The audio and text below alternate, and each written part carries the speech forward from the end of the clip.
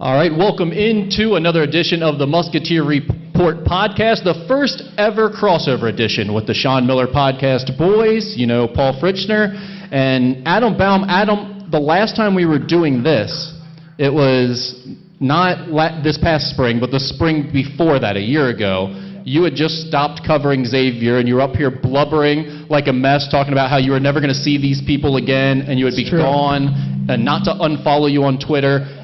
And now you're a bigger Xavier personality than ever. That's unbelievable. Thank you for joining us here. If you've not listened to the Sean Miller podcast, it is fantastic. Definitely check that out. And I want to start with talking to you guys a little bit about that podcast and what it's been like. First, just give me something that's either been surprising about doing the podcast with Sean, or give us a good behind-the-scenes Sean Miller story from doing the podcast that no one knows. I think the best way to describe our feeling about the show is how active and involved Sean is in it. I think a lot of people come up to us and they ask, like, oh, it must be hard for you guys to get Sean to do the show. It must be really difficult to get him to do it after a loss, whatever. He'll come up to us, or we'll get off recording a show, and he'll sit down on the couch and he'll just keep talking to us for another 20 minutes, and it feels like he almost uses it as therapy. And I think that's been the most fun part of seeing all this, is that last year Xavier goes 16-18, but, you know, despite all of that, he still comes to us with ideas. Hey, I want to bring this person on. Hey, I want to make sure we cover this. I want to make sure that we, you know, record at this time because so-and-so is going to be here at practice, and this is how it's going to be. It truly is a fun thing to do because of the buy-in from him. It doesn't feel like we're always pulling teeth. Now, Adam over here is the one that schedules everything, so maybe he would disagree with that. But at least the way that it's gone over the first year or so, it's been really fun to see how much he you know, buys into everything. So with that being said, were there any moments last year, because it was a difficult season, were there any moments where you thought, uh-oh, I don't know if we're going to be doing this much longer? Not in that I thought that he might pull the plug entirely, but the one story that comes to mind was the week of the shootout, right? And I don't think Sean was super optimistic that that was going to be a fun game for Xavier. So he basically just punted all week, like, yeah, I don't want to do one. And then the night before the shootout, his wife actually convinced him to do an episode, and we did it with Jerome. And I think it was like one of our better episodes that we've ever done. My favorite behind the scenes, though, was we finished the episode with Sean's dad, and immediately when we stopped recording, he came up to me and Paul, and he was like, we got to cut this. His dad went off the rails a little bit a few times. So hold on, did Sean say you had to cut it, or did his dad say he had to cut that it? That episode was like 2 hours. Yeah. How much of it did you think that you had to cut? Or was that Sean being a little bit too overzealous? No, there were definitely a couple of stories where in my head, because the whole time we're sitting there, you know, Josh and I will go, Josh is our editor and producer, he's not here today, but Josh and I will kind of sit down and talk about, all right, is there anything we need to make sure that, you know, we keep here and gets left on the cutting room floor? And generally, like, there's not. I mean, you know, John Fanta is coming out on Monday. Now, granted, that was just me, Adam, and John, but, like, I didn't cut any of that. It's really rare that we'll cut a significant portion of the show, but when I looked down at my watch after recording with Sean's dad, and it was close to 2 hours, and I thought, all right, one, for time, we're going to have to cut some of this, and two, for some of the stories, I was like, yeah, Sean's for sure going to want to nix some of this. No, Paul, just this past week, you had a little bit of a run-in with Sean at the beginning of a podcast. Well, no. Oh, no. I was ambushed. I was set up. I was set up by this guy right here. I was ambushed. I'm not talking about the water thing. I'm talking about stuff you brought on yourself, Paul, at the beginning of the podcast. That's wedding true. Season. I mean, this wedding thing, how concerned are you that Sean might just, like, cut you from the team at some point? Like, you're just not committed enough. Look, it wasn't so much the wedding thing. It was everything else that came with it, right? It was the weddings we went to. It was the bachelor parties you had to go to. But I will say, I did what you have to. It's the best friends. It's everybody coming together at one time in 1 year. Save the excuses for Coach Miller. I'm fine with it. He seems to be the one that's upset with you at the moment. When he asked you if you thought you might be too nice, Like, what went through your mind at that point? It's my boys. I got to stick up for my boys. Okay. All right. Yeah. Good for you. What is your guys' favorite episode of the podcast so far? Adam? Chris Mack. That was another one that kind of was like a fly by the seat of our pants episode. We didn't know that was going to happen really until the night before. I think we recorded that on a Saturday morning. And I think the reasoning was that when he was back, he was either back for Christmas or he was back for it was Christmas. Yeah. It was Christmas. But yeah, just like the fact that he wanted to do it, that Sean actually set that up, and then just hearing those two guys like talk basketball to me was super entertaining.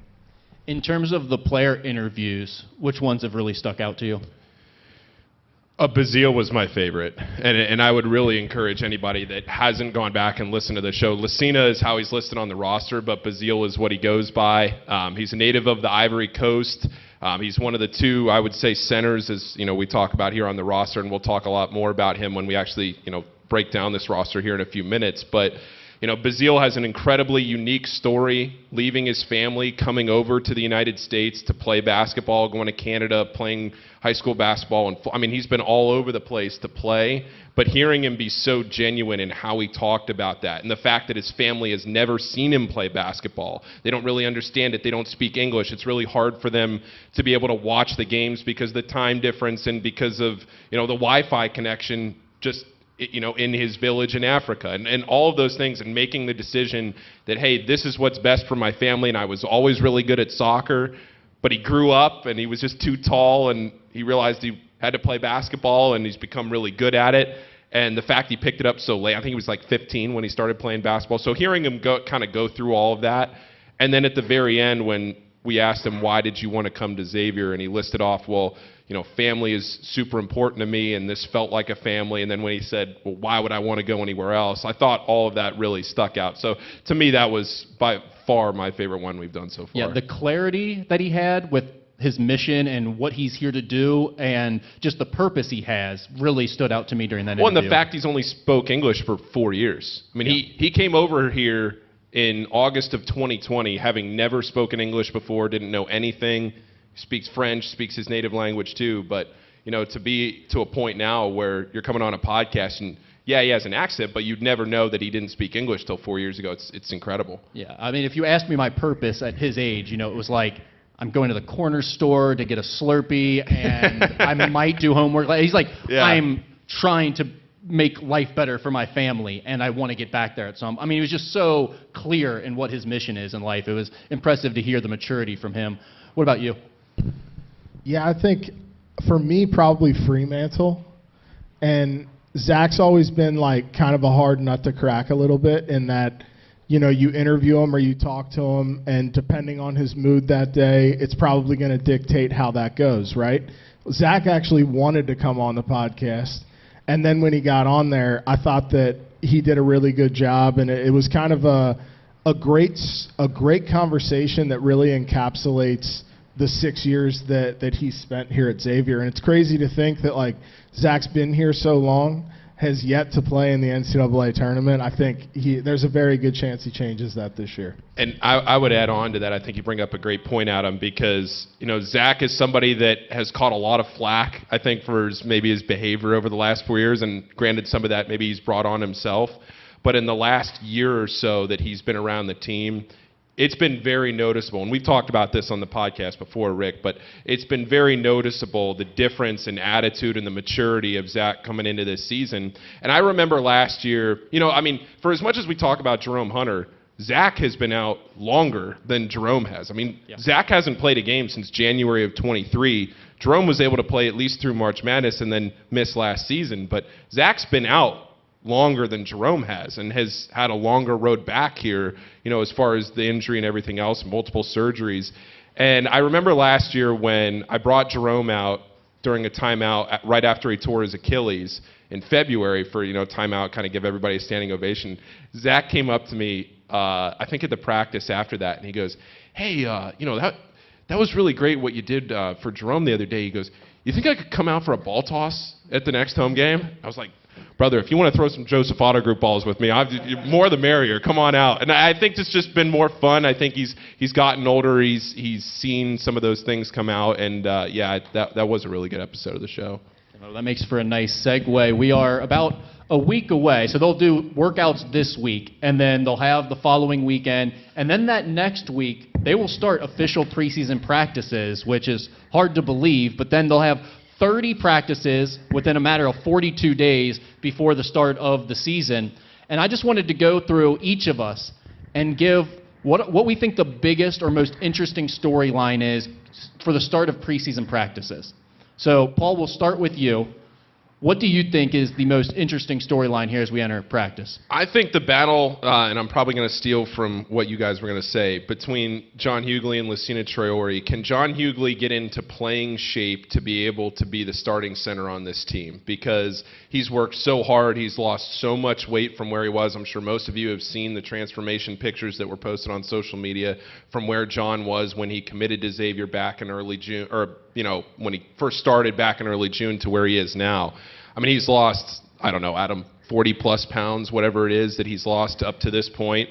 But they're not done yet. I mean, it feels like practice ends and he says, okay, I got, the other day we're walking by and it's, hey, man, I got another hour on the Stairmaster, Well, and it's different between just losing the weight and getting your body in better shape and being in game shape for Division I high major basketball. Yeah, it's not just, okay, I'm going to go out and lose 45 pounds and now it's good to go. It's, I played at that weight before, now I got to come back to being able to play at a weight where I can stay on the court for 25 minutes a game or whatever it is that Xavier needs him to be. Because I think Lucina Traore, Basile, he's had a great preseason. I think he's had a great summer. He's an incredibly gifted rebounder, very energetic. So I think as all of that kind of plays out, that's the thing I'm most interested to see. I am. That's probably number one on my list as well, and I think we'll talk a little bit more about how that breaks down or where we think those two are at as we break down the lineups and rotations here, but I think that's number one personally. What would you go with, Adam? For me, it's the depth, right? Like, we were there all last year. We'd watch them practice, and early on in the season especially, it was like 5-on-5 looked weird because they just didn't have enough pieces. They couldn't really play against each other and use that as a measuring stick for where they are as a team. This year, I feel like I was just there last night for their practice. They did a ton of 5-on-5, and it looks night and day. And it's like having 10 guys who can legitimately go 5-on-5 against each other, and you've got 8 or 9 of those guys who are really making a significant impact in that portion of practice. For me, it's like the depth that they have this year, particularly compared to last year, I think it's a huge factor going into a new season. You can get into when you start talking about the lineups and you're like, okay, this is my starting 5, what have you.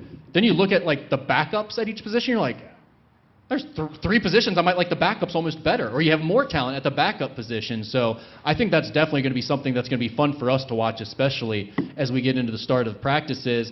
Obviously, there's the recover of Zach and Jerome and Cameron Fletcher as well. I think watching those 3 guys, Zach's pretty well already recovered, but you want to make sure he stays that way. And then with Jerome and Cameron, it's like, where are they at? Where do they need to get to before they're going to be contributing? I think those are big stories. But the other one I have is, what is going to be more advantageous for this team? Playing a smaller lineup with 3 guards, having all those shooters on the court when you're talking about Davion McKnight and Maddox and Conwell all together at the same time? Or is Dalen Swain just going to be too big, too athletic, too talented?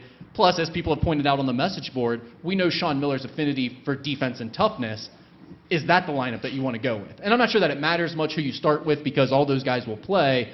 But I do think seeing where Sean sort of sets the tone with that starting lineup will be interesting because there's a few different ways you could go with it. So many different ways. And I know we're going to probably get into it more specifically, but like another guy who I don't know that a lot of people are talking about, I don't know that he's going to work his way into the starting lineup, but Marcus Foster has been really impressive so far as well. And he's a guy that he's not going to blow you away offensively, but he rebounds. And he's really playing defense right now. So in my mind, like, you've got point guard, shooting guard, small forward, and realistically, I think you've got like 5 guys that are in contention for those spots, maybe more. Yeah, I mentioned like Dalen Swain could slide into that 3 spot as a starter, but to your point, like maybe it's Marcus Foster if you want to go with that bigger lineup. But how many times over the last 2 or 3 years do we sit here and have this conversation and we say depth versus quality? Depth, right? Yeah, you could be 10 deep. You could have 10 scholarship players, but can that 10th guy play? The difference is on this team, that 10th guy can play. And there's going to be somebody that we think gets a lot of minutes that ends up not getting a lot of minutes on this team. And I don't know who that person is, but I think that speaks to kind of where this team is right now. Yeah, and it's different. There's different levels of interesting. Last year we were saying it was interesting going into preseason practice because we didn't know who was going to play all the spots. There were some open minutes available, but it didn't necessarily mean that was a good thing for Xavier, right? There were minutes available, and it was going to be a conversation because not all the guys were ready to play Big East basketball. This year, and again, we're not into practices yet, but from what we've seen in workouts, it feels like, you're making tough decisions because there's too many good players, and they all are going to be expecting big minutes and could be capable of that this year. Let's get into talking about some of the returners individually here. Zach Freemantle. Last time we saw him play a full season, or almost a full season, was that sophomore year where he was second team All Big East. Can he return to that form? Do you think he can be an All Big East player again this year? Yeah, I really do. He looks good right now. He looks healthy. I think he'll tell you he's in the best shape of his life right now. And I think for him, what's so important this year is maybe the volume that he produces at isn't going to be there, but I think it's going to be a little bit easier for him. And the reason for that being what we just talked about, right? Surrounding him with other guys who can space the floor, guys who can drive it. It's going to be way harder this year for teams to walk into a game against Xavier and go, okay, we're going to take away Zach Freemantle. It's not going to be that simple, and that's going to go for a lot of these guys that we're going to talk about. It's Davion McKnight's another one that I just think, Davion's going to have so much more freedom of movement and freedom to operate this year because he's surrounded by talent. What do you think about Freemantle? I know everyone's high on him right now. Everyone says he looks the part. Do you think he's all Big East good, Zach Freemantle, or do you think he's starting level forward? No, I do. I think he looks the best that he's looked during his time at Xavier. And the good thing for Zach is that he has been fully cleared to play for so long now. We're sitting here at mid-September. He's been fully back for months. And I think that has really benefited his ability to just practice, get back into shape, be able to play at a high level. And yeah, I do. I really think he's going to impact this team in a huge way. Paul, what about Jerome Hunter? Because this is one where I get asked about a lot, and I tell people honestly, I don't know what to expect out of Jerome Hunter at all. I know he's going to be back. I know they expect to have him fully cleared for the start of practice. But in terms of what that means, him being back to 100% and him contributing and how many minutes he plays, I really don't know what to tell people. Yeah, I think the tough thing, and Adam, I think you would agree with this, that last year Jerome was coming back from his cardiac procedure and everything. He got cleared to practice. He wasn't ever going to play last year, but he gets cleared to practice, and he was the best player in practice. I don't know if you would agree with that, but at least to me, he was the best player every single day in practice, and it was pretty clear that he was the best player in practice. And then he tears his Achilles and has to come back from that. And he hasn't been fully cleared to play the 5-on-5, but he's doing everything else. So he looks good in the everything else. He's shooting fine. He can go out there without a hand in his face and make, 10 threes in a row, 15 threes in a row, whatever it is. But, what happens when somebody's in his face? What happens when he has to play back and forth 5-on-5? My biggest concern there is, because it's an Achilles injury, where's his lateral quickness going to be and his movement? Because when you think about what he brought, where he made the biggest impact for this team, it was defensively when they made that Sweet 16 run. He was guarding wings, he was guarding forwards, he was guarding centers at times when they weren't able to stop them, and he was doing a pretty admirable job of that. If he can't move the same way, if he's not the same defensively, then I think his value will be limited some. But again, that's just stuff none of us know yet because he's not doing the full court 5-on-5. I think what's really nice for Jerome is he's coming into a situation this year where it's not hey, Jerome, we're going to need you to play 38 minutes on November 4th. And he's not going to get thrown into the fire in that sense because they have other guys that they can rely on, right? I feel throughout the course of this season, if it becomes a situation where you can get 18 to 22 quality minutes a game out of a guy like Jerome Hunter, I think he's going to be able to do enough in that sort of framework that I think he'll provide some value. Davion McKnight is a guy you were just talking about a few seconds ago, Adam, and when I hear Sean Miller talk about him this offseason during podcasts or whatever, Sean seems super high on what Davion is going to be this coming season. My question is, where is the upside? Like, we saw what Davion was last year, but if Sean's talking about him like he's going to be a significantly improved player this year, where do you think he's going to make that improvement? I think that improvement for him will be like, last year when you watched this team play, it was basically like they had one shooter, Quincy, they had Dez, who was a driver, and then Davion, who was kind of like a little bit in between there, right? This year, I think Davion, most of the time he's going to be on the floor with at least two guys who are going to stretch the floor, who can shoot it. And then you actually have, like, this is going to sound terrible, you actually have respectable big men who, who can catch the ball and finish around the rim this year. So, like, think of how many games last year where it was like Davion might make a really good pass inside and someone would drop it or they couldn't finish around the rim. I think it's like he has guys who can catch the ball and finish inside now. So he's surrounded by more shooting, and he has big men that can finish. And I think those are all going to be positives for the way he operates anyway. It also felt like at some point last year, the way Sean Miller wanted to play in terms of the speed and the up-tempo, like it just clicked for Davion, and he really understood that. And I think that's where Sean really built some confidence in him as well, is that going forward, he's going to have this knowledge plus some, and it's just going to continue to build on itself in terms of how he runs the offense. Yeah, and he'll have 5-on-5 segments where he's hitting, several threes consecutively, and then maybe the next day he's not hitting, but somebody else is. And it's like you can see that at the end of the day, the bottom line with this team is that they're going to score 1 million points a game, and they're going to be incredibly fun to watch. And that starts with Davion McKnight being able to get the ball up the court in the blink of an eye and play with a pace that, like, whatever they played with last year, they're just trying to get faster and faster and faster. And that starts with him, and I think he, like you said, Rick, just took that right over.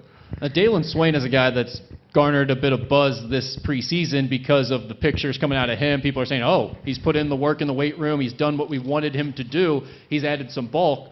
What else does he need to show to take that jump in his sophomore season? I think last year he was productive in like mini bursts. He'd make a great drive, he'd finish around the rim, you'd see him sky in and pull down an offensive rebound. And then he was also a guy that they'd use in crucial situations in games to help them get stops. I think this year, like stepping into a few more three-pointers, that's going to go a long way for him. But also I think Dalen, and the same goes for Trey when we talk about Trey Green, but it's like that sort of glazy freshman look in a guy's eyes is gone. Like Trey and Dalen walk out on the court now, and they're like, there's a noticeable swagger, like they've done this before. They aren't freshmen. I think they know what is required in the Big East now, and I think that there's been a mentality shift in them. But like Dalen, we could sit here and talk about like who have you been impressed with this offseason, in the summer and the early fall. Dalen's like, he's at the top of that list. He's doing everything. He's not filling it up offensively, but he's finding ways to make plays. I think he's got maybe the most steals over the course of the summer than anyone else on the team. So he's been impressive. And I think that's notable because when you think about what Dalen's going to do for this team, like defensive playmaker is one of the first things that comes to my mind. I even go back to some of the plays he made at the end of last year where you're starting to show some flashes, and it was things like chasing down loose balls, getting an offensive rebound, or making a play defensively. I just want to see a lot more consistency in terms of those things, and I think the offense will come. You mentioned Trey Green, so I think it was the Dante Maddox episode when Sean was talking about sort of like how he views point guards, especially smaller point guards. And essentially, I got the sense that if you're going to be a smaller point guard playing for Sean Miller, one, he's going to see himself in you, and two, the standard for what you have to be able to do in terms of toughness and defense and the way you carry yourself is really, really high and really, really specific. Can Trey Green And I'm high on Trey Green. I think as a shooter and what he can bring offensively, he has a lot of potential still. Can he do those other things and give Sean that confidence that he's tough enough and good enough defensively to break through this year? Yeah, I think talking to Trey about like where he's trying to get better and what he's trying to do, that's the first thing. And he's the first to tell you that he doesn't want to let size play into this. Obviously, he's been told that his whole life. That's the first thing he'll say if you ask him that question. And I think the other thing, too, with this team is being able to put him in better spots to succeed because he's going to have guys around him like Dante Maddox, who's a good defender, like Dalen Swain, who's a good defender, all of these guys that are going to be able to maybe, if Trey does get beat or if maybe he isn't the biggest guy on the floor, able to take on that responsibility, he's going to be able to trust the guys around him to be able to pick him up. But I think as a whole, from like a 10,000-foot perspective about Trey, is that this team, when you looked at last year and you watched Quincy Oliveri shoot in practice, you knew the ball was going in. Like, you just knew he took a three, it was going in. There weren't too many other guys on that team, if anybody else on the team last year, where you thought that. Now this year it's Trey Green. He takes an open three, it's going in. Ryan Conwell, he takes an open three, it's going in. Dante Maddox the same way. I mean, it's just one guy after another where you think to yourself, okay, this guy, free throw shooting, incredible. I mean, just quick little interlude while we're on that topic. Like, every time I go over to the Cintas Center or I talk to someone and shooting comes up, I hear like these ridiculously absurd stats and numbers and contests between the guys you're mentioning. Yeah, we've got these numbers. Yeah. Trey, they have to make 50 free throws a day.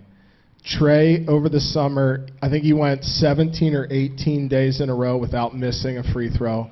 18 days. Yeah. His total for the summer from the free throw line, he was 2,000 for 2,033. He missed 33 free throws out of 2,000. Sean said that number, and I kind of thought, I was like, oh, is this for real? And so I pulled Trey aside. I was like, dude, and he goes, yeah, man, I went 18 straight days without missing a free throw. And those are free throws, but I've also heard, like, when they get on the gun and they're shooting threes, like, they'll shoot in a contest format, and, like, they'll make 96% out of 100 or something like that. I mean, absurd numbers. And mind you, like, high major basketball players, when they're just shooting against no defense, they made an insane percentage. But missing 33 free throws out of 2,000 or, making 96 of 100 threes, those are insane numbers. They don't have one guy doing it. They've got 2, 3. Sometimes Marcus Foster's name gets included in there. Like, Davion McKnight's improving too. I'm not saying he's at that level, but I'm saying you can trust him to take a three more than you could at the start of last season. I mean, in other words, the difference between what we would have said about the shooting last year during workouts and what we're saying right now is completely night and day. Oh, yeah. Yeah. I mean, 2,000 for 2,033. Can you wrap your head around that number? No. I mean, that's insane. I'm familiar with the way it looks in reverse. What about, let's get into some of the newcomers here. Ryan Conwell has been talked about nationally by pretty much every outlet. They are all just gushing over Xavier getting Ryan Conwell and what he's going to mean to this team. What were your guys' first impressions of Ryan Conwell? Because you've seen him a lot now in workouts. I think there's a chance that Ryan Conwell is the best player on this team at the end of the year. And now, does he get the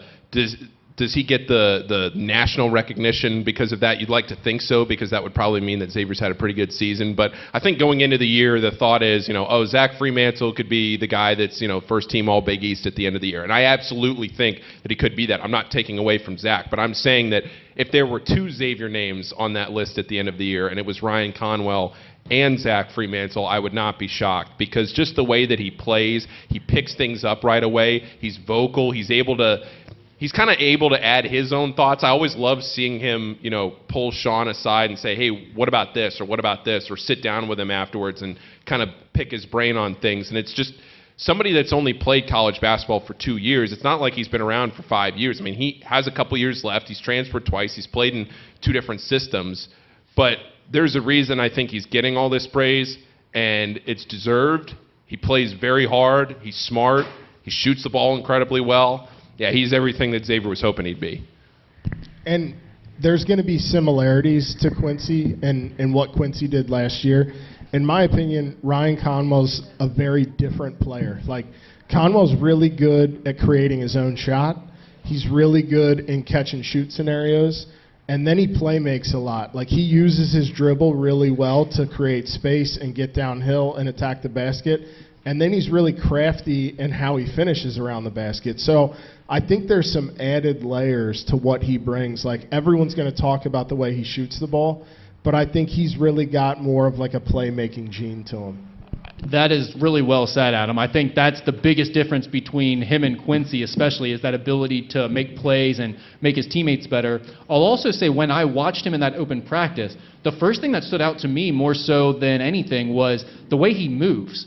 Like, he's not a big-time athlete who's going to be dunking above the rim with a 40-inch vertical, but he's got a suddenness to him, his lateral quickness, things like that. He looks a little different than some of the other guys out there on the floor, and that like pops when they're out there together. Yeah, right after that, I was talking to Trayvon Blewett, and I was just basically like, man, who do you like on this team? Like, who's got it? Who's tough? And his first answer was like, man, he's going to be nasty. So, like, if Trayvon Blewett feels that way, like, I think that's a pretty solid endorsement. He's got a pretty good gauge on these things. Now, Dante Maddox was a guy that you go back to that week of recruiting where Xavier landed these two and John Hughley all in the same week. Now, Dante Maddox was Illinois, Louisville, Xavier. Those are the schools he's visiting at the same time. We know what those schools are talking about NIL-wise. We know, like, the level they're recruiting at. This was a big recruiting win for Xavier to get Dante Maddox. And now, what have you seen since he's arrived on campus? Because I feel like he's not getting the same level of hype as a guy like Ryan Conwell is. I'm really impressed with him defensively. He's very physically well built, so he's able to stay in front of guys. He's able to get out there and be tough, tenacious defensively. But again, he just adds an element from the wing of shooting. And it's whether it's Trey, Ryan, Dante, any of these guys, I've been really impressed with it. And he's a very mature player, and that goes for a lot of this team as a whole, and I do want to talk about that more in a second, but specific to Dante, like, I just have been really impressed with the way he's meshed defensively with this team and using his size. I'm not saying tall, he's not the tallest guy, but he is certainly somebody that's not going to get pushed around. I've loved his athleticism. Like, I think he's listed at maybe 6'2", something like that. Plays above the rim, like, can absolutely jump out of the gym. And then we're going to talk a lot about his shooting, and he's going to make a lot of threes this year. What I really like about Maddox, he can make some absolutely tough ones. Like, hand in his face, spinning, fading away. Like, his ability to make shots that are not necessarily like, oh, that's a good shot. No. It's a good shot when he takes it. Well, and that's part of his game that's interesting, because I think they're probably going to have to rein that in a little bit. You know, you're not playing in the MAC anymore. You're going to have to take better shots at Xavier and share the ball a little bit more. But that'll almost make his game better, I think, because he will be more efficient, and he still has that ability to go make a tough one at the end of the shot clock if you need it, or end of game situations. The other thing is, both he and Conwell, I think they really fit into Sean Miller's style of getting to the free throw line a lot. That's something both of them excel at, and it'll only be accentuated in this offense, I think. Marcus Foster is another guy that you'd brought up earlier, and to me, I just think, I'll tell the story again. I'm sure people are getting annoyed with it, but at that open practice, Josh Duncan, I thought, looked incredible playing for the alumni guys, and he's built, he's still so strong. And there was a possession early where Marcus Foster was at the forward spot, and he had to go guard Josh in the post. And Josh was just burying everybody deep under the basket and then scoring on them for the most part. And Marcus bumped Josh off his spot, walled him up, kind of forced him towards the baseline, and Josh had to throw a pass fading away out of bounds, a weak pass back out to the perimeter. And, like, one, that's a fantastic defensive possession, but two, just sort of the mentality, the approach of Marcus Foster to be like, yeah, this was a big man on Xavier's campus. He's a monster physically. He catches the ball, I'm going to knock him off his stance. Like, he's going to have to deal with Marcus Foster today. I love that approach, and I think Sean Miller loves guys that have that approach. And again, I was going back and watching something that he did from a couple of years ago. You know, this is a guy, and you could say this about a lot of these guys on this roster, he's won an NCAA tournament game. I mean, he played at Furman. They won their conference tournament. They go to the NCAA tournament. They knock off Virginia. He's played at a high level. This is not a group of guys that, you know, are playing college basketball for the first time like what we saw last year. A lot of these players have played not just a lot of college basketball, but they've played in big-time situations, and they know what the standards are, and they know what it's going to take. And yeah, you have to transition to the Big East level, but when you say that about Marcus Foster, that's not surprising to me in the sense of who he is and who he has seen before, because he's physically able to stand up against those guys, and he doesn't back down. It's kind of like what I just said about Dante Maddox. We already talked about John Hughley and Lucina Traore, Basil, but I do want to ask you about two other guys who aren't as much of a part of this season's plans. Cam Fletcher is going to be rehabbing. They're going to try to get him back to speed, but they're going to take their time as much as they possibly can with that, and they're not expecting him to make an impact when the season starts. Maybe more towards conference season, but maybe not at all this year. It just kind of depends on how his development goes. And then Roddy Anderson, a guard that they brought in, he is going to redshirt. But fans are still interested, like, what do those guys look like right now in summer workouts? So what would you say about each of those guys? Cam Fletcher, kind of a little bit hard to get a full gauge on him and what he brings, because he is still dealing with that ACL injury. Let me throw this out to you. And I know because he hasn't been moving as much, but a little bit more athletic Jerome Hunter? Yes. Do you think that's similar? That's exactly what I was going to say. Okay. It's like, for a guy who's coming back from his second ACL and is still not fully cleared for full contact, his athleticism stands out, and he's bigger. So, and honestly, sleepy good shooter. Like, he's probably not going to be like a high volume guy from 3-point range, but like he'll step into one and make it. So that'll be interesting to see, like, is this a situation this year where he gets cleared in October or November and you try to work him in a little bit, or do you just say, that's something that I think is the jury's still out on that. But like Roddy Anderson might be my favorite guy on this team. Whoa. Yeah. And look, he's not going to play this year. He's the backup quarterback, classic Baum. But there we go. Roddy's the fastest dude on the team. He wins every time they run sprints in practice, he wins it by a mile. His motor, his toughness, his physicality as a point guard. And then he's like super crafty in the way he gets inside around the basket and his ability to finish. He's got to get better from the 3-point line. I think redshirting this year is a big reason for that. But like Roddy Anderson next year, let me put it this way. A person on Xavier's staff, I was asking him about Roddy, and the first thing they said was like, this dude is a Big East point guard. Like, he's a Big East point guard. Plays with toughness, plays with absolute unrelenting speed, baseline to baseline guy. So I think Xavier fans are really going to like him. Well, we were just talking about Davion McKnight and how it seemed like when he understood the pace that Sean wanted and how to play fast enough, it really clicked for him. Roddy's going to have a full season of just learning that before he ever gets thrown into game situations. So to that point, I think he could really be ahead of the curve there. Any thoughts that you wanted to add there on Fletcher? I could not possibly have said that better myself, because I agree 100% with that. I'm very, very excited to see what he brings next year because, I do. He's exciting to watch. Got to see a little bit of a better 3-point shot, but other than that, God, it's blinding speed. So, and that's exactly what Sean wants. All right, so we've talked about all the players on the roster. Now, what we want to do is talk a little bit about the lineups and how this is all going to shake down. So I want you guys to give me your starting lineup first. Then we're going to go with the best defensive lineup. Like, let's say you need one stop late in the game, you get a chance to substitute, who you're throwing on the floor for that. And then finally, your best shooting lineup. Maybe you're down by 15 late in the second half, only a couple minutes, you got to hoist up some threes. Who are you going to put out there for that? So let's go with the starters first.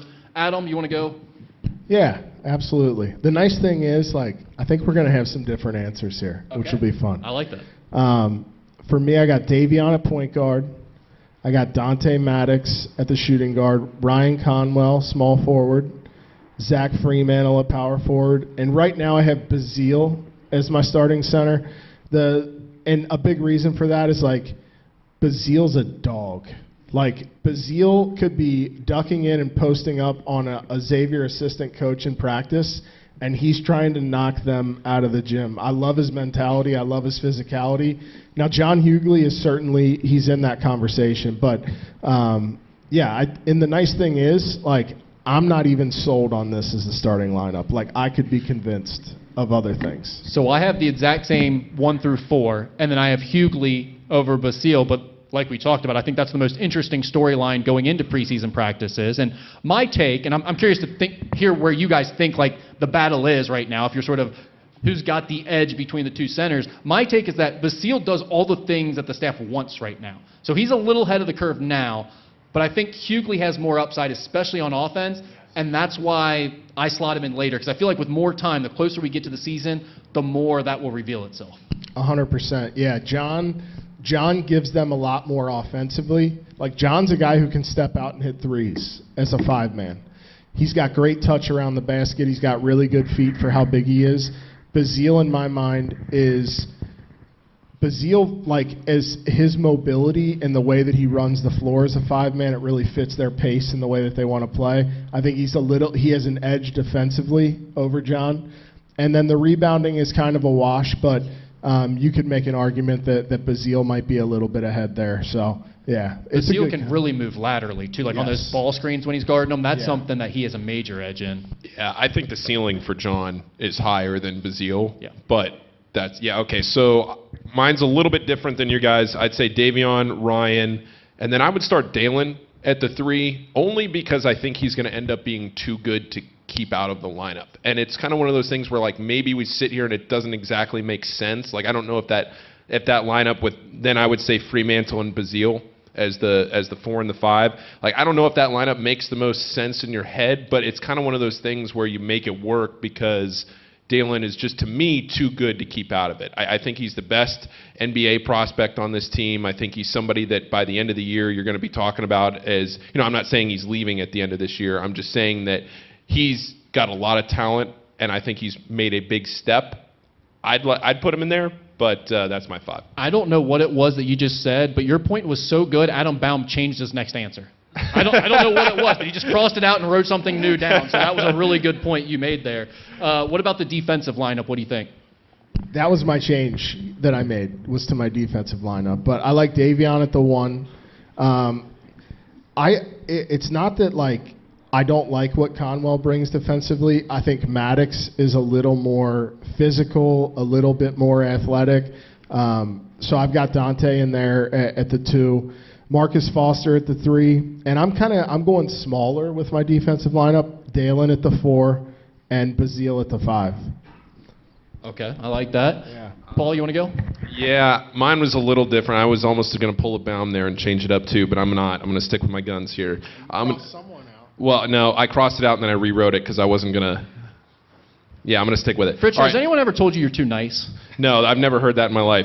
All right, Davion, Dante, Dalen. I'm going to say Jerome and Basile. I think Jerome's in there in your best defensive lineup. I think Dalen for sure is. I'll go Maddox for the size, McKnight there to lead the way, and then I think Basile. But again, down in the post, it's like, are we talking about John being that guy by the time January 1st rolls around? Like, they go to, Georgetown on January 3rd.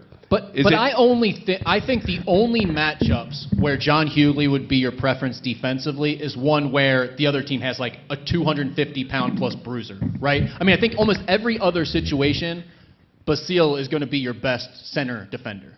And if not, then you're probably going to go like Jerome at the 5 or Zach at the 5, is my guess. So my defensive line would be Dante, Ryan Conwell, Dalen Swain at the 3, then either Jerome or Marcus Foster at the 4, depending on where Jerome is at health-wise, and then Basile at the 5 for me. So we'll wrap it up with our best shooting lineup. Who do you like in your 3-point lineup? Trey Green, Dante Maddox, Ryan Conwell, Zach Fremantle, and John Hughley. Oh, okay. Yeah. John can shoot it. So I went more scoring in this, like, hey, like you said, you're down 15. Let's just figure out a way to get back. I said Trey, Dante, Ryan. I threw Dalen in there and then Zach, just because I think Dalen gives you a little bit extra from a versatility standpoint. That, yeah, he's not going to light it up if you need 5 threes in a row, but scoring-wise, I'm going to throw Dalen in there. So I'm with you. I got Trey, Dante, Ryan, but what about Marcus Foster at the 4 as a little bit better shooting option? Still gives you the sort of versatile size and physicality that Dalen can, but he shoots it better than Dalen, at least in my mind, going into this thing. So that's what I was thinking. And then Zach at the 5, of course. Okay. So there you go. There are lineups for all the different scenarios. Our final thing that we're going to do here is talk about the schedule, which we just got the non-conference schedule at the end of this past week. We already knew we got the Big East schedule. We already had the non-conference schedule. You guys have the schedule sitting here in front of you. I printed it out so we could take a look at it. Are we doing wins and losses here? No, heck okay. no. All right. But I do want to point out that, like, a lot of people already said this on the message board, and I think they nailed it. The first thing that jumps out to you is when you look at the end of this schedule, it feels like every year Xavier has a really difficult end of the year, and this year that's not the case. The entire month of February looks like wins, and I could argue every game after February 4th, which is the first game in February, what's that, 9 games? All of them look winnable. You're speaking my language, Rick. Everybody here knows But you know, I'm not the guy who usually talks. Everybody like here knows they listen this first week of November. They know I pull the trigger on these W's real fast. Yeah. Well, I mean, are you with me though? The February I'm and with March you. setup feels pretty January good. looks really winnable too. For sure. I see 31-0 here. Okay, well, there are a couple of stretches, Paul, that I have Well, problems certainly. with. December 14th through 21st. That's 1 week. They go at UC, then 4 days later they're at UConn, and then 3 days later they play at home against Marquette. I think that's a really difficult 7-day stretch right there. And then the end of January, there's a 11-day stretch where they go at Marquette on the 18th, at St. John's on the 22nd, home against UConn, which is pretty good, I hear, on the 25th, and then at Creighton on the 29th. So, I mean, 3 of those 4 are road games, all against quality competition, and the only home game is UConn. 4 in a row, that's tough. Go ahead. Yeah, in that same stretch, if you kept extrapolating it, they have 5 of 7 on the road, starting January 18th through February 12th, 5 of 7. And then they end it with that stretch that you liked. So in my mind, it's really about, like, it's stupid to boil a season down to 2 stretches, but it's kind of like that shootout week and then that stretch 5 of 7 on the road is going to go a long way, in my opinion, in deciding, like, how successful this season is. If Xavier fans get to mid-January, end of January, and they're not, like, ready to go play in traffic, I think it's going to be a good season. Well, I'm just saying, because, like, the difficult stuff's out of the way by that point. So if you're on the bubble or you think you have a chance by that point, I think you're really going to stack some wins late and get on a roll. And then that's going to be some fun in March. All right, so I have a few notes on the schedule that I had written down. One came from the message board. I think this is the 7th straight year that Xavier will have played Butler in March, whether it's in the tournament or in the regular season. It just seems like you always see them. So I went back. This is the 7th straight year that Xavier will see Butler in March. That's pretty incredible. Why is that? Well, a few of the years, like a couple of the years, it was at MSG, but still, like, it's just always Xavier and Butler at the end of the year. And I mean, both the Butler games, they're separated by 2 games. It's February 18th and March 5th. 2 of the last 5 games are against Butler. This also came from the message board. I wish I knew who it was. Sorry. Shout out to whoever it was. I think it's the first time ever. I could be wrong. That Xavier goes to Villanova, Xavier hosts Villanova before going to Villanova. I don't know if I have that. That could be fake news. I hear that's fake news. I went back a few years, and I could be wrong on that.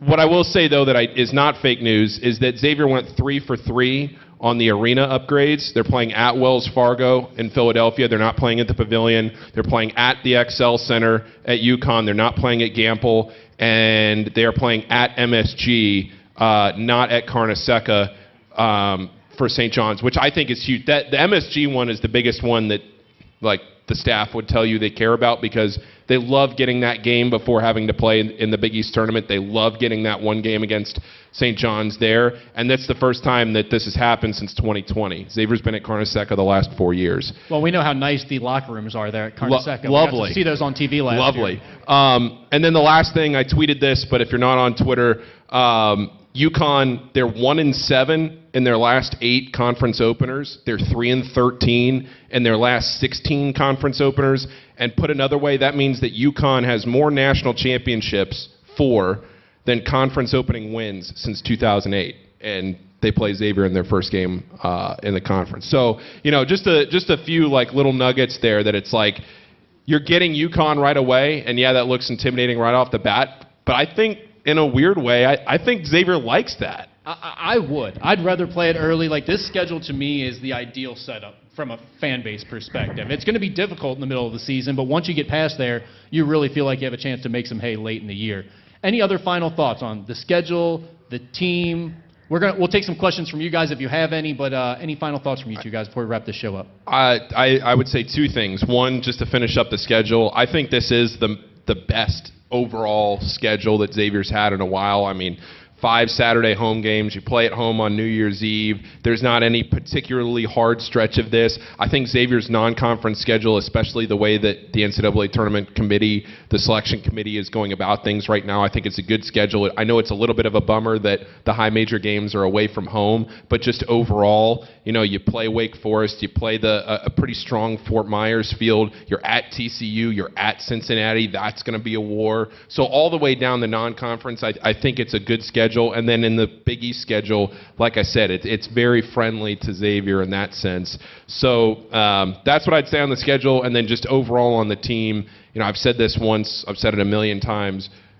I don't know what the wins and losses are at the end of the year, but it's going to be very fun. Like, the games that Xavier loses, they're going to lose 98-92. Like, they're not going to lose, you know, these grinded out games that we had to see last year, where it's like, oh my God, it's 5 straight possessions and they can't even get the ball down in the post. You know, it's like, that's not going to happen this year. I'm looking forward to that. I'm ready for just outscore everybody game plan here. Baum, anything you wanted to add? No, I love the schedule. I can't wait for hoops. I'm ready to go. Yeah, we're only about a week away from getting back in the know. gym. I'm looking forward to that. I'll bring my sweatshirt because it's always freezing.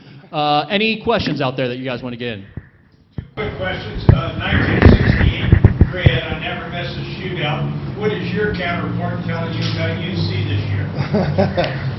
I think UC is going to be good this year. I think this is going to be a high-level shootout. I know that Xavier has a ton of momentum recently, but, like, to me, this is the best team that Wes has had at UC. But I also think, like, Xavier comes in with one of the more experienced rosters in the country. I don't think they're going to be intimidated by the environment.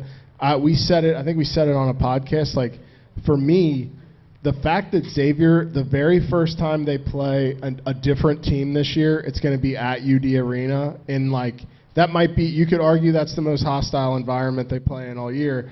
And it's an exhibition game that doesn't count in their win-loss. So they're going to get to experience that, feel it, know what it's like before they go to UC. I think it's going to be a huge advantage. But I think the Bearcats are going to have a good team this year. Second question, not to get more than my fair share, because I watched Xavier recruiting, like we just signed a guard, and then there was an article in the paper about another guard that we're on. I don't see much recruiting news about bigs. We're getting our bigs out of the portal. Is that Yes. kind of light?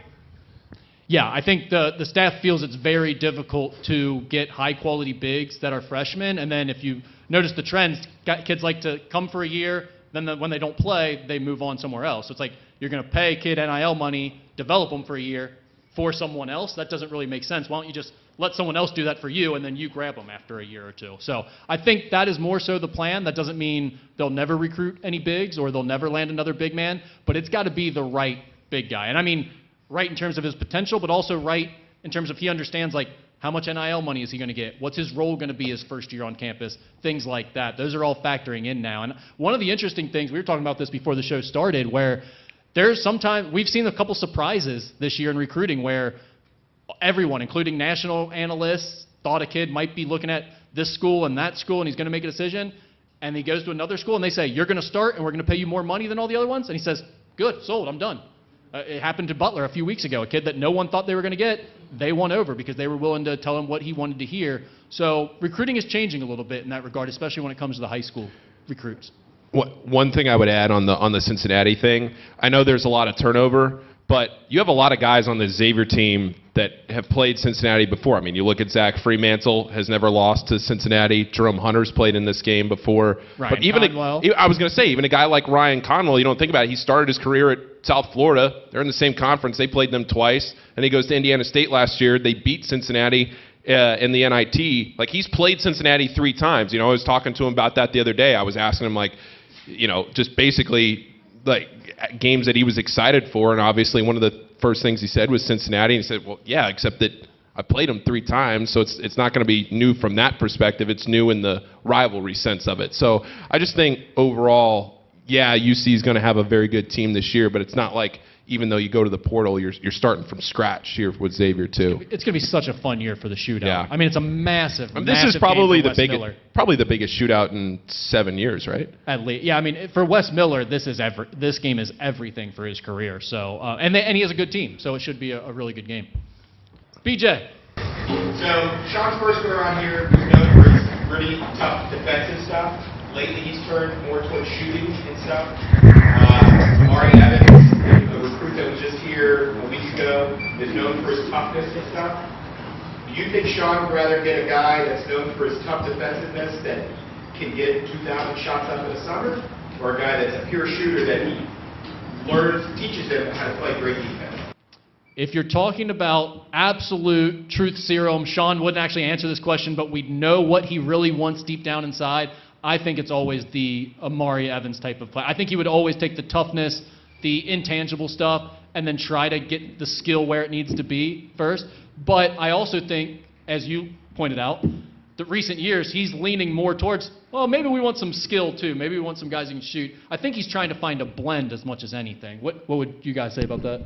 Yeah, I would agree, right? And, you know, you take a guy like Colby Jones as an example. Colby came in extremely gifted, great defensive guy, super high IQ, and in one season of working with him, Sean turned him from a 29% three-point shooter into a 39% three-point shooter. So I think Sean, like I've had people tell me before that, like, player development is the strongest thing that Sean Miller does.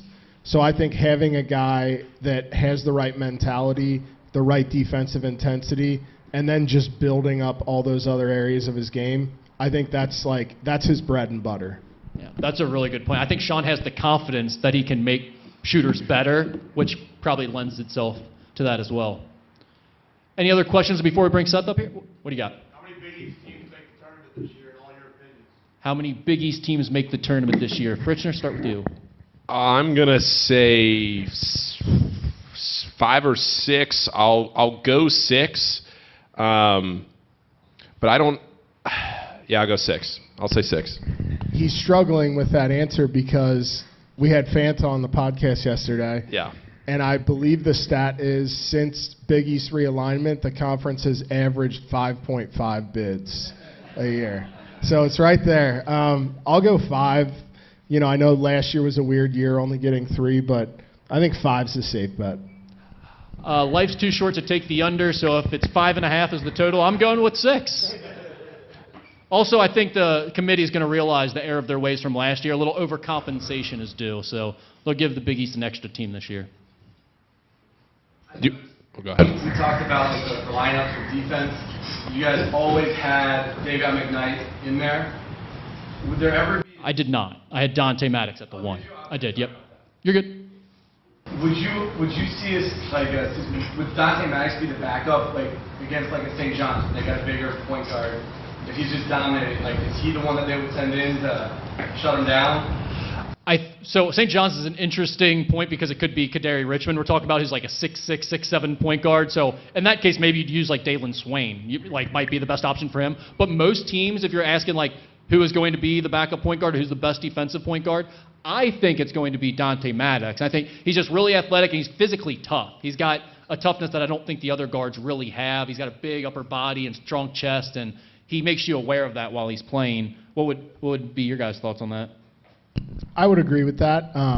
I guess the thing that I like about their versatility and the way they could approach it is Dante Maddox, there's no real drop-off defensively, right? But the question becomes, when you're not on defense, like who's pushing the pace, who's handling the ball? I think Dante is capable of that. They've also recently been having Ryan Conwell play a little bit of the 1, which is kind of a different look. But I think like having as many guys that can do different things is really beneficial in the way they can approach some of these lineups. Feathers? So I know there's a spicy ball eating expert out there. So I'm curious, you guys had to pick 2 players on the current team that would win a spicy ball eating contest, who would you pick and what would you set the line at?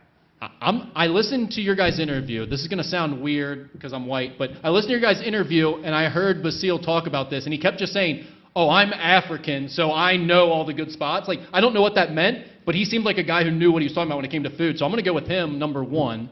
And then... Number 2's so easy. Number 2's got to be Hughley. Yeah. I mean, it's the 2 big fellas. The 2 big guys are the easy bets. But, yeah, I don't know if, like, have we talked about publicly, like, John, when he got to Xavier, was 319 pounds. And I think yesterday the update I got is that he's down in, like, the 270s. But John can put away some food. So, yeah, I would go with John. I mean, did you not sense that, though, when you guys were talking about food with Lucina? yeah. Or Basile? Oh, yeah. He seemed like he had a passion for it like I do. I mean, he looked like he was talking about Yeah. deep dish pizza or something. And the line is way higher than the 35.5 that I set for Baum. Yeah. Oh, yeah. All right. Is that it? Anybody else? One last thing before we go, unless anybody has any other questions. Yep. All right. Last one here.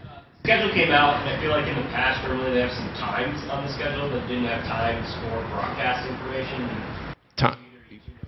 Yeah, it's I think in the next 2 weeks times, and they're still trying to figure out a few things. It should be by October 1st that times and game times and everything are out. All right. So thank you all for coming, listening to the podcast. Let's talk first. But before you leave, if you want to stick. I have one last thing on this before we go to okay. Seth. One team in the Big East that you think is going to do better than everybody's talking about, and one team that you think is going to do worse than everybody's talking about. Rick, you're up. Marquette is going to be worse. Marquette is going to be worse. I'm than so out on Marquette. I don't understand why everyone thinks they're a top 15 team. No. I don't understand it. They just don't have enough talent. One team that's going to be better. How good do you? I'll say Villanova. I think Villanova has a. I don't like Kyle Neptune at all, and I get why people are out on him. But the guys they brought in, like Jameer Brickus, Wooga Poplar, they got the big fella back, Dixon. Like, I don't know. I think they've got a chance to be okay. I would agree with Marquette. I would also say, you know, it sucks to think of it like this. I don't think Creighton has a ton of depth. I think they have great talent 1 through 5, but like they're a Kalkbrenner injury away from not being that great of a team, in my opinion. I just want to say I think Creighton might win the conference. So. Yeah. Okay. I just wanted that on record too. I said 1 through 5. They're Okay. really, but I also said pending their best player, the 3-time Big East Defensive Player of the Year, going down.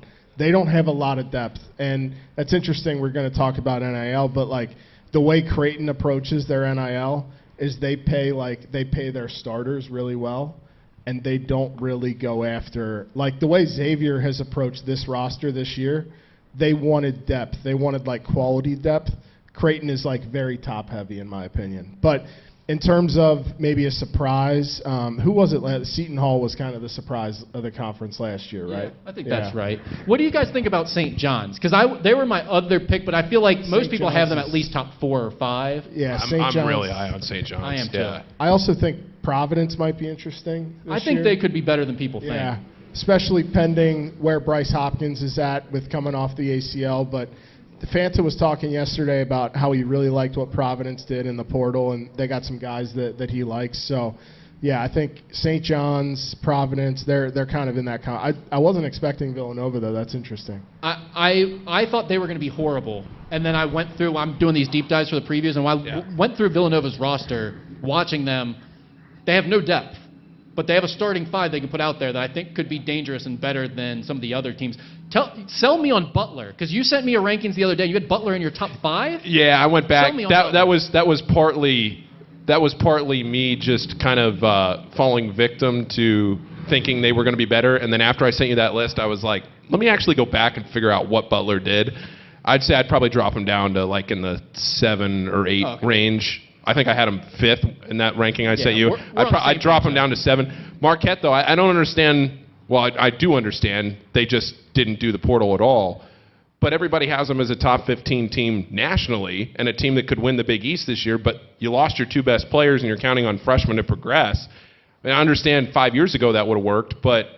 People are acting like Marquette was UConn last year. Like they won a national championship. It's like, oh, the couple guys they have back is going to be enough. It's like, They were third in the conference with more than that. So I don't understand the Marquette love. Yeah. All right. All right. Well, thank you guys for coming out and listening to us talk Xavier basketball. Seth is going to come up here and join us now for a little NIL conversation. Yeah. If you want to stick around, talk NIL, ask some questions about NIL, because I know there's a lot of confusion there. We're going to do that. So Yeah. we'll sign off the podcast here for the recording so you can hear that at home. But if you're sticking around here in person, we appreciate you. Thank you. Come on.